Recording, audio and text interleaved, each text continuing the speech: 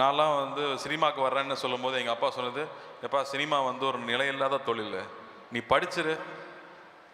படிச்சுட்டேன்னா எது உனக்கு கை கொடுக்கலனாலும் கடைசியில் அந்த படிப்பு உனக்கு கை கொடுக்குன்னு சொன்னார்.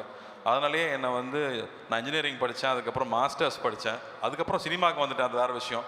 ஆனால் கல்விங்கிறது வந்து வெறும் மார்க் வாங்குறது, டிகிரி வாங்குறதோட முடியறதில்ல. ஏன்னா இன்ஜினியரிங் முடிச்சுட்டு எனக்கு என்ன தெரிஞ்சதுன்னு நான் யோசிச்சு பார்த்தேன், எனக்கு பயமாக தான் இருந்துச்சு, ஒன்றுமே தெரியல. ஸோ ஒவ்வொரு வருஷமும் நம்ம என்ன கற்றுக்குறோன்னு நம்ம பரிசீலிச்சுட்டே இருக்கணும். அதுக்கப்புறமா நம்ம கற்றுக்கிட்ட விஷயம் டிகிரியோட முடிஞ்சிடறதில்ல, வாழ்க்கை பூரா நம்ம படிச்சுட்டே இருக்கோம். வாழ்க்கை காலேஜ் முடிஞ்சு வெளியில் வந்ததுக்கப்புறம் இருக்கு இல்லையா, அது நிறைய ஏற்றத்தாழ்வு இருக்கும். நம்ம நினைக்கிற மாதிரி எதுவுமே நடக்கவே நடக்காது.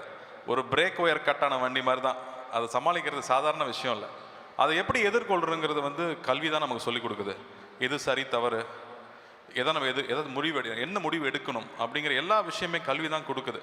ஸோ தயவு செஞ்சு கல்வியை ஸ்ட்ராங்காக பிடிச்சிக்குங்க.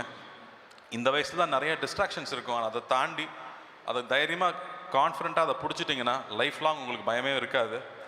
நான் அமெரிக்காவில் படிக்கும்போது நான் அங்கே ஏற்கனவே எனக்கு முன்னாடி போயிருந்தவங்க பெரிய தொழில் முனைவோர்கள் எல்லாருமே அரசு பள்ளியில் படித்து வந்திருந்தாங்க. அது ரொம்ப ரொம்ப அப்போ ஆச்சரியமாக இருந்துச்சு, ஆனால் இன்றைக்கி அது ஆச்சரியமாக இல்லை.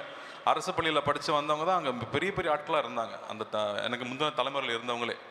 ஸோ எங்கேருந்து ஆரம்பிக்கிறோங்கிறது முடிவில்லை, ஆனால் கல்வி பிடிச்சிட்டா இங்கே வாழ்க்கையே மாறிடும், சமூகமே மாறிடுங்கிறத கண்ணு முன்னாடியே நாங்கள் பார்த்துட்டே இருக்கோம் ஒவ்வொரு வருஷமும்.